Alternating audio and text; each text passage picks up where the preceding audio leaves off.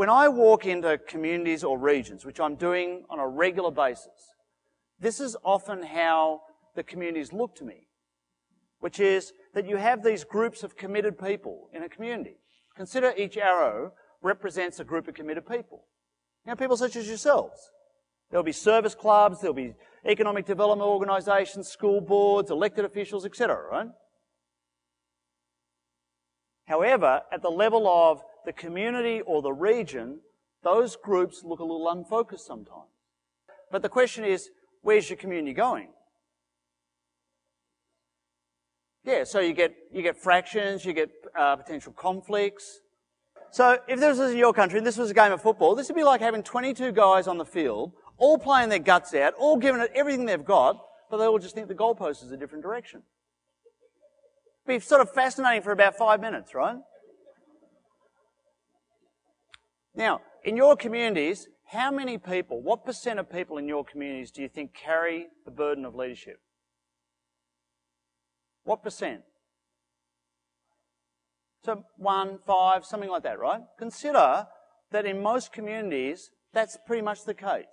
There's a few people on the court playing the game, and the rest are sitting in the grandstand watching. Is that a compelling game to get involved in? And often we wonder, well, why don't people get involved? Well, that might go part of the way, at least, to explaining.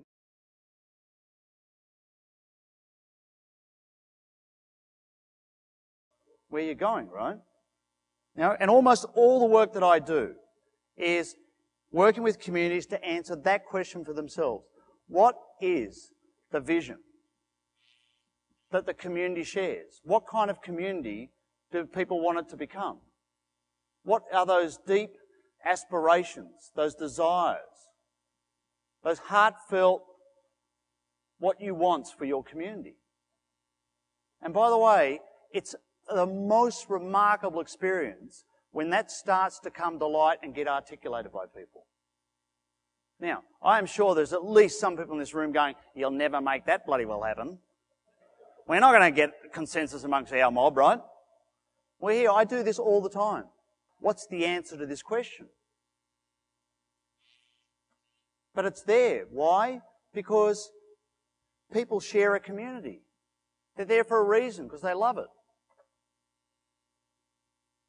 So it's like we get this chance to scratch the surface away and get past all that cynicism and that built up kind of, resignation, and find out what actually people really love for their community. You know, my experience is that mostly people in rural communities really want their community to be the best possible place it can be.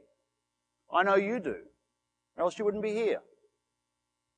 You wouldn't be here unless you deeply and passionately cared about the very future of your community. And if you could, wouldn't you want that for your community? Now, most people in communities have the same aspiration, but they don't even know where to start. What can I do? What can little old me do?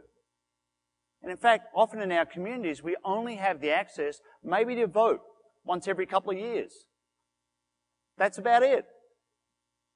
So it's about how do you design those occasions, those events, those opportunities for people to find a way to make a difference. And by the way, it can be fun. You know, sometimes you go to a conference like this and you think, oh my God, community development, economic development, what are we going to do, right? But I would suggest that if you're not having fun, you're probably doing the wrong work. Because once you articulate what is that shared vision for the future, it reaches back and changes the community. Why? Because it now makes sense for groups to collaborate together. And by the way, there's not a community in here, I would suggest, that's big enough or has enough spare resources that you can waste $1 or you could waste an hour of a volunteer's time. You have to find the way to make sure that every piece of effort, every little piece of resource is moving you towards a bigger picture. Because you have some real challenges. We heard some of those laid out today. But you, like everyone else, you just have your version of them.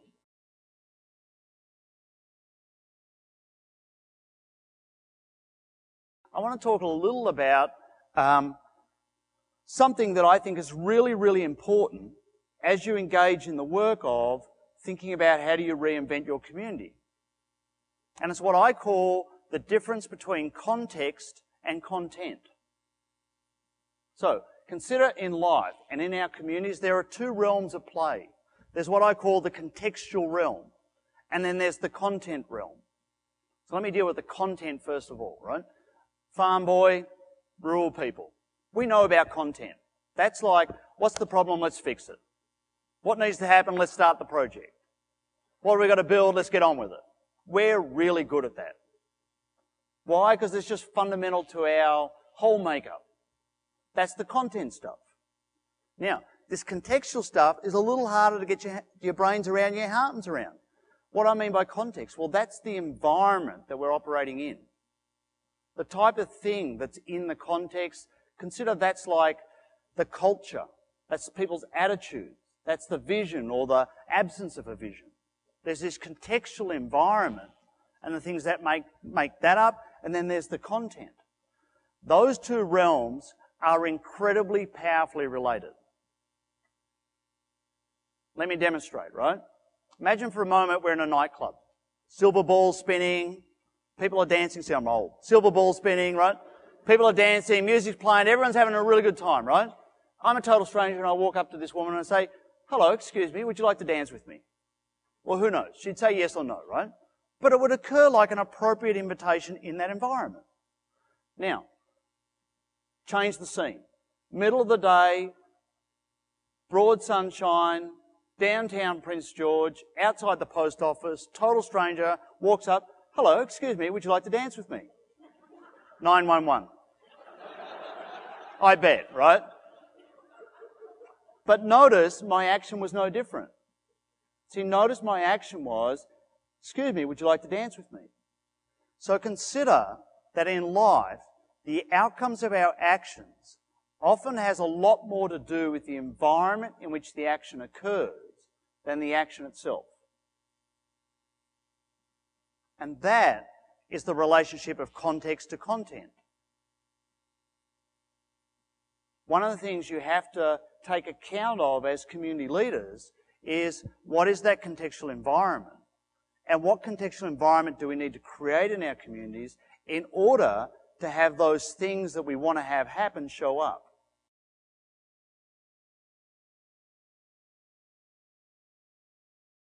Right? I do a lot of work on is what is the prevailing contextual attitude of people in rural communities? And it's really about answering the question, how well are we equipped to respond to change?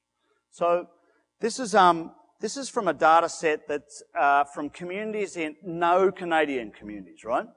But it's all American, North American, and typically Pacific Northwest, Midwest, that strip, and Australian rural communities, right?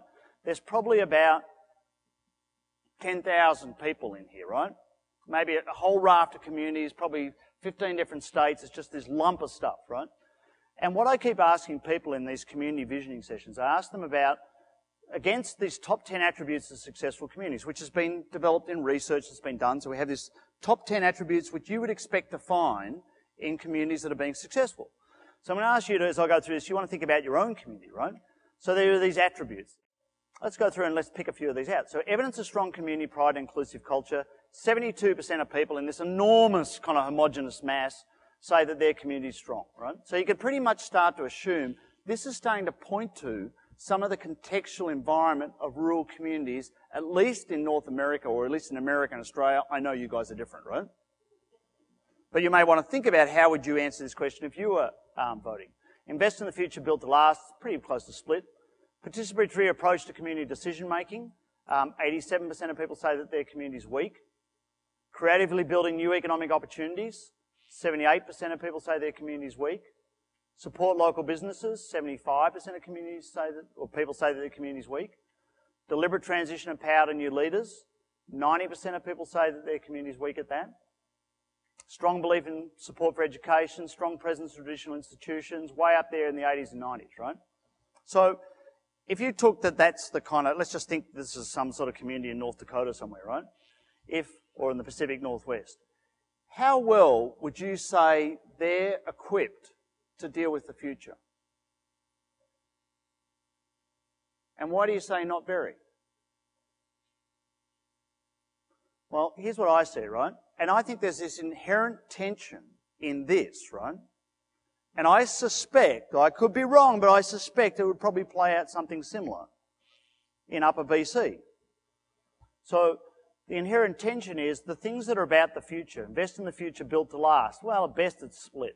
Participatory approach to community decision making. That's where people want to have a say in the future of their community. Weak. Creatively building new economic opportunities. Weak. Deliberate transition of power to new leaders. Weak. So there's this tension between the attributes that are, you may say, reflect traditional values, community pride, belief in education, traditional institutions, those attributes, and those attributes that are about the future. And that's part of the contextual shift that somehow or other you have to wrench in your community. Because I would suggest you consider that inside of that environment, very little different can show up. Very little different is possible. Why? Because that environment has got a lid on the whole deal. That's why the bright young people get up and go somewhere else. Now, what I think we're starting to understand is how do you rapidly and dramatically alter that?